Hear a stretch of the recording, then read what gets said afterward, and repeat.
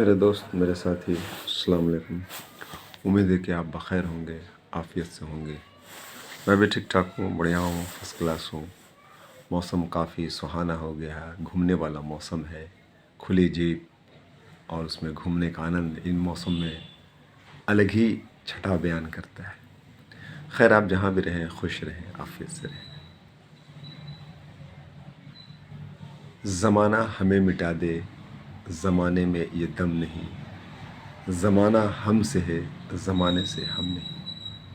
یہ تو ایک معقولہ ہے، ایک حدیث ہے کہ جب تک آخری درجے کا مسلمان جو صرف یہ کہہ دے کہ اللہ رب ہے، اللہ مالک ہے، جب تک رائی کے دانے کے برابر بھی ایمان رکھنے والا مسلمان دنیا پہ زندہ رہے گا، پوری دنیا اس کو تسلیم کرتی ہے، یہود نصارہ اس کو تسلیم کرتے ہیں کہ حدیث حق ہے اور سچ ہے، کیونکہ حضرت محمد صلی اللہ علیہ وسلم کو جس طرح سے وہ اپنے بچوں کو پہچانتے تھے کہ یہ ہماری اولاد ہے، یہ فلاں کی اولاد ہے، ویسے حضرت محمد صلی اللہ علیہ وسلم کو یہ نبی مانتے تھے اور ان کی حدیث پر ایمان تھا۔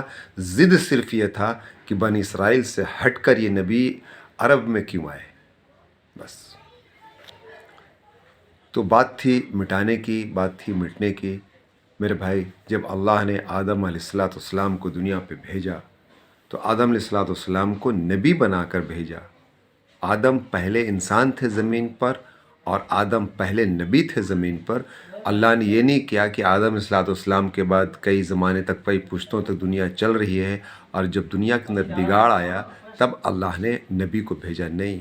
کہا جیسے ہی آدم کے گود میں پہلا بچہ پلے، جیسے ہی آدم کے گود میں پہلا بچہ آئے، اس کو لا الہ الا اللہ آدم صفی اللہ کا کلمہ پڑھا دیا جائے کہ میں اللہ کا نبی ہوں، اے پہلے انسان، اے میرے بعد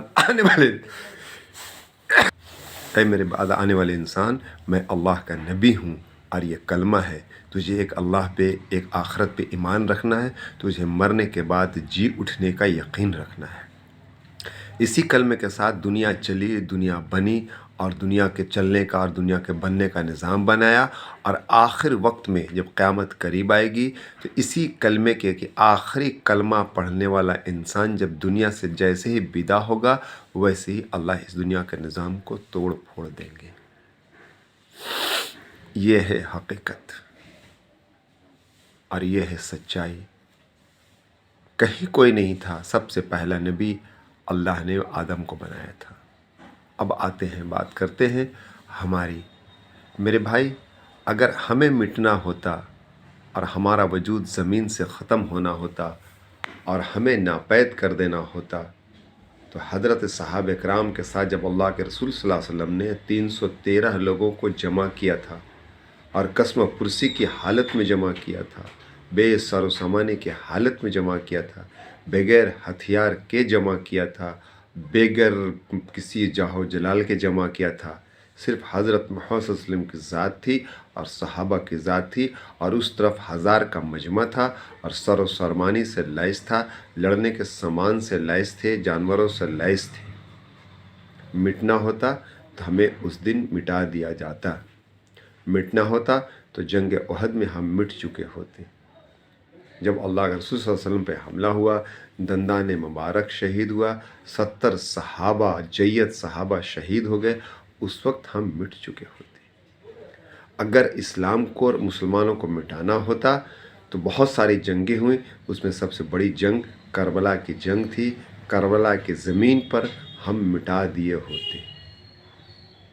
بہت سارے ظالم بادشاہ زمین پر آئے، بہت سارے مغرور بادشاہ زمین پر آئے، بہت سارے بربریت اور ظلم اور سفاکی والے بادشاہ زمین پر آئے، اور انہی بادشاہوں میں چنگیز خان بھی آئے، ہلاکو بھی آئے اور تتاری بھی آئے۔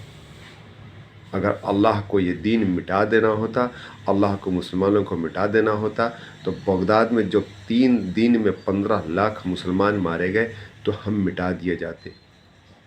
ہم صرف اس بنیاد پہ زندہ رہیں گے جب تک ہم کلمہ طیب کی گواہی دیں گے، حقیقت کے ساتھ اس کی گواہی دیں گے، اللہ کو اپنا رب مانیں گے، اللہ کو اپنا مشکل کشا مانیں گے، موت کو ہم موت مانیں گے اور شہادت کو ہم موت نہیں مانیں گے، شہادت کو ہم ایک نئی زندگی مانیں گے، شہادت کو ہم اللہ کی طرف سے انعام اور اعزاز کا پروانہ مانیں گے۔ تب تک ہم زندہ رہیں گے، جب تک ہم باطل کے سامنے اپنے سینہ سپر ہو کے باطل کی تیروں کو اور تلواروں کو اور گولیوں کو جب تک ہم سینے پر کھانے کے ارادے رکھیں گے تب تک ہم کامیاب ہوں گے۔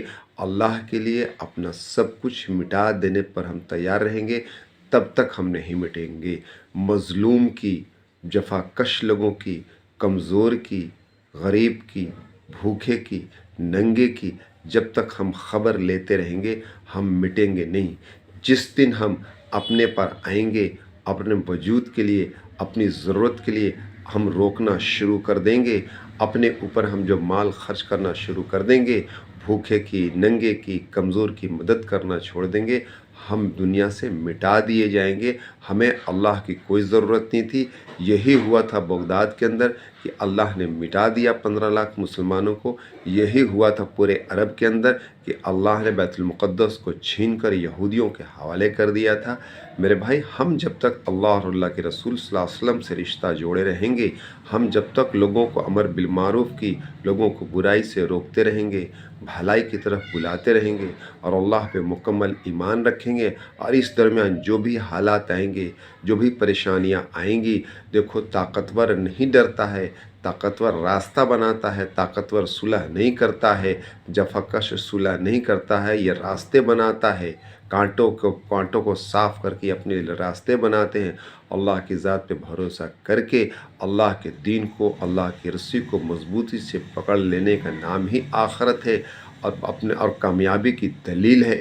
گناہ کبیرہ سے بچ جانا پڑے گا، لوگوں کے حقوق کو ادا کرنا ہوگا، معاشرت کے نظام کو قائم کرنا ہوگا، معاملات کو بہتر کرنا ہوگا، اخلاقیات کو بہتر کرنا ہوگا، اپنے یقین کو درست کرنا ہوگا، اپنے عبادات کو مضبوط کرنا ہوگا، حقوق اللہ اور حقوق العباد کو مضبوط کرنا ہوگا، تبھی ہم کامیاب کردے ہوں گے۔ ورنہ میرے بھائی، لوگ مٹتے رہے ہیں، اللہ مٹاتے رہے۔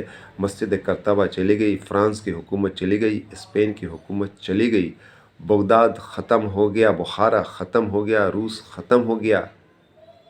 اس لیے میرے بھائی، آپ غور کریں، ہمیں اپنے دین کی طرف، اپنے معاشرے کی طرف، اپنے اخلاقیات کی طرف لوٹنا ہو۔